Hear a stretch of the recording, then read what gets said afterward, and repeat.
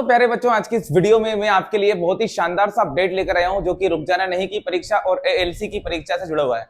काफी सारे बच्चों का मुझसे यही सवाल रहा है कि सर, रुक जाना नहीं एग्जाम अगर हम 12th क्लास पास कर लेते हैं रुक जाना नहीं के माध्यम से, तो क्या हमको कॉलेज में एडमिशन मिलेगा या नहीं मिलेगा? या दूसरी बात, अगर मान लीजिए हम रुक जाना नहीं से 75% बना लेते हैं, मान लीजिए, तो क्या हम किसी बड़े इंट्रेंस एग्जाम जैसे कि जेईई एग्जाम के लिए दाखिला ले सकते हैं या उसका एग्जाम दे सकते हैं? ये सारी चीजों की जो भी इंफॉर्मेशन है आपको इस वीडियो में बिल्कुल क्लियर कर देने वाला हूं।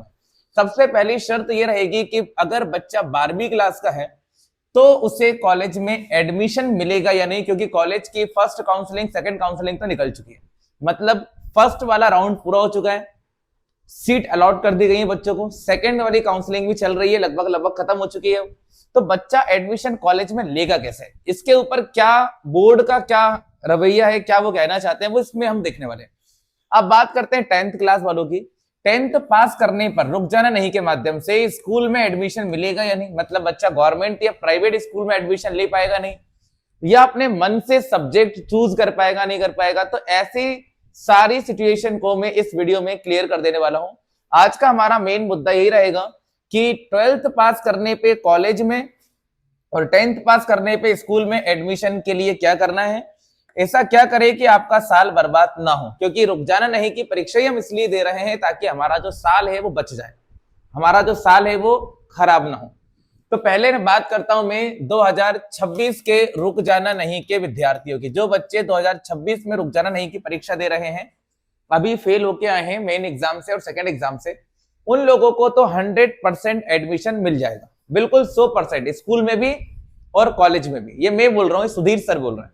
2026 के रेगुलर विद्यार्थी और प्राइवेट वाले जो बच्चे हैं जो 2026 में रुक जाना नहीं की परीक्षा दे रहे हैं, एएलसी में नहीं है ना, रुक जाना नहीं में है, वो बच्चों को 100% कॉलेज में भी और स्कूल में भी एडमिशन मिल जाएगा। आप बात करते हैं कि कौन से कॉलेज में मिलेगा, कहां मिलेगा, तो सबसे पहले इस पेज को पढ़ लो, अच्छी तरह से पढ़ लेते हैं। मैं खुद पढ़ता हूं कि भाई एमपीएसओएस एडमिशन 2026 मानता अपन लेते हैं, तो मैंने पूरी चीज क्लियर पढ़ ली है कि आई have passed my 12th PCB, मैंने 12वीं क्लास पास करी है फिजिक्स केमिस्ट्री बायोलॉजी से, रुक जाना नहीं।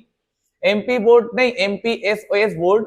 तो मैं जानना चाहता हूं क्या मध्य प्रदेश ओपन बोर्ड द्वारा जारी की गई मार्कशीट कॉलेजों की डिग्री और प्रोफेशनल कोर्सेज जैसे बीए, बीकॉम, बीएससी या नीट के जरिए मेडिकल में आगे बढ़ने में मान्य रहेगी?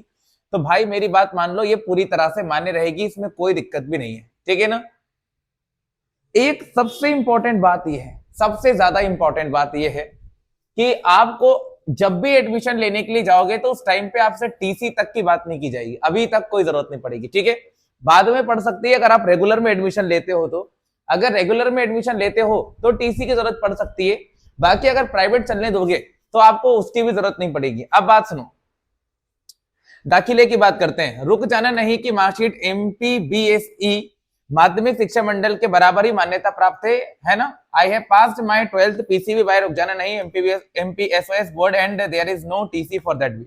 अभी हमारे पास टीसी नहीं है तो कॉलेज में एडमिशन कैसे मिलेगा? कॉलेज वाले तो टीसी मांगते हैं, तो क्या करेंगे? मेरा सुनो, आप मध्य प्रदेश उच्च शिक्षा विभाग ई प्रवेश की ऑनलाइन काउंसलिंग या सीधे प्राइवेट या सरकारी कॉलेजों में अपनी पास की मार्कशीट के आधार पर अप्लाई कर सकते हैं डायरेक्टली, कोई दिक्कत नहीं आएगा। रुक जाना नहीं में पास विद्यार्थियों को आखिरकार कैसे मिलेगा? तो मेरी बात सुनो, इसके लिए दैनिक भास्कर का क्या रिव्यू है ना, क्या रिजल्ट निकला है। मध्य प्रदेश शिक्षा मंडल की हाई स्कूल और हायर सेकेंडरी कक्षा में फेल हुए विद्यार्थियों के लिए स्कूल शिक्षा विभाग ने रुक जाना नहीं नाम से विशेष योजना शुरू की है। इसके तहत ये विद्यार्थी ओपन बोर्ड के जरिए अनुत्तीर्ण विषयों की परीक्षा देकर अपना साल बचा रहे हैं। हालांकि योजना के तहत 12वीं कक्षा में पास होने वाले विद्यार्थियों के इस साल में एडमिशन मिलेगा, इससे लेकर असमंजस की स्थिति है। कॉलेज में प्रवेश के लिए 3 चरण में प्रक्रिया शुरू हो गई है।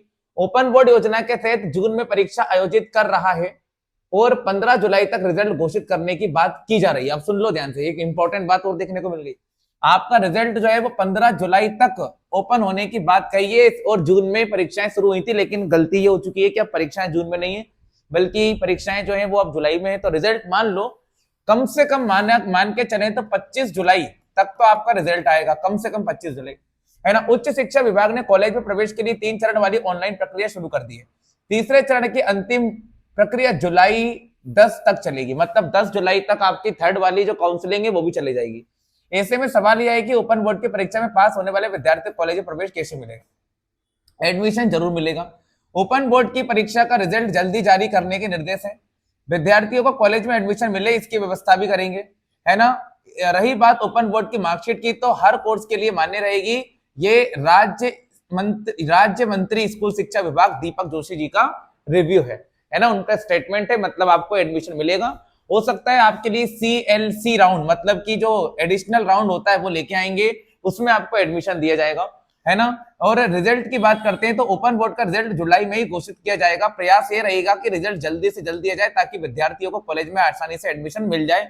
ये राज्य ओपन बोर्ड के डायरेक्टर ने कही है ना। ये बात दैनिक भास्कर और यही बात नव दुनिया में भी देखने को मिली है ना। रुक जाना नहीं में परीक्षा पास करने वाले और विभिन्न कारणों से कॉलेज में प्रवेश नहीं ले पाने वाले विद्यार्थियों को उच्च शिक्षा विभाग अवसर दे रहा है ना। 5 से 8 अगस्त तक इसके लिए ऑनलाइन पंजीयन होगा। 5 से 8 अगस्त तक इसके लिए ऑनलाइन पंजीयन होगा, है ना। और कॉलेज की प्रक्रिया पूरी होने के बाद ही कई विद्यार्थी जो है वो बच्चे वंचित रह गए। जैसे कि मान लीजिए अभी जुलाई की प्रक्रिया हो जाएगी, थर्ड वाला राउंड भी निकल जाएगा, तो काफी सारे बच्चे तो वंचित रह जाएंगे। तो उन बच्चों के लिए है ना एक अलग से चरण खोला जाएगा, विशेष चरण, जिसको हम CLC राउंड कह सकते हैं ना। ये आपके लिए रहेगा। दस्तावेज की बात करें तो वैधता किसके लिए या बोर्ड परीक्षा के समकक्ष मान्यता प्राप्त है, कोई दिक्कत नहीं है आपको, है ना। रुक जाना नहीं से डरना नहीं है। सरकारी और निजी स्कूल सभी के लिए दाखिला है। मतलब 11वीं क्लास में भी अगर एडमिशन लेना है किसी बच्चे को, तो भाई साहब MPSOS की, रुक जाना नहीं की जो मार्कशीट है, जो कि आपके एकेडमिक ईयर को बर्बाद होने से बचाने के लिए चल रही है, इसमें आपको 10th क्लास के बाद 11th में एडमिशन देने में ये जरूर काम आएगी। आप लोगों को 10th वालों को भी डरने की जरूरत नहीं है। डॉक्यूमेंट की बात करें, आपको अपनी पास की गई मूल अंक सूची और विद्यालय से स्थानांतरण प्रमाण पत्र TC माइग्रेशन की आवश्यकता होगी। बस इन दोनों चीजों के साथ में आपको अगली क्लास में एंटर कर दिया जाएगा, है ना। 11वीं में प्रवेश के समय आपको अपने अंकों की रुचि के अनुसार संकाय स्ट्रीम, मतलब आर्ट्स, कॉमर्स, साइंस या मैथमेटिक्स लेने का भी विकल्प दिया जाएगा, है ना। ये बात आप याद रख लो। मतलब आपको सब्जेक्ट चूज करने में, कॉलेज चूज करने में, स्कूल चूज करने में कहीं से कहीं तक कोई दिक्कत आपको फेस नहीं करनी है। और एक इंपॉर्टेंट बात, अगर कोई रुक जाना नहीं की तैयारी कर रहा है तो हमारा PDF मात्र 29 रुपए में दिया जा रहा है। आप इसको भी बाय कर सकते हो, ये आपको आसानी से इतने कम पैसों में मिल रहा है। और साथ ही साथ हम अपनी जो क्लासेस है वो भी लाइव कंडक्ट कर रहे हैं, जिससे आपका बहुत बड़ा फायदा आसानी से हो जाएगा। अगर वीडियो इन्फॉर्मेटिव लगे तो इसे लाइक कीजिएगा और चैनल को सब्सक्राइब आप जरूर कीजिएगा।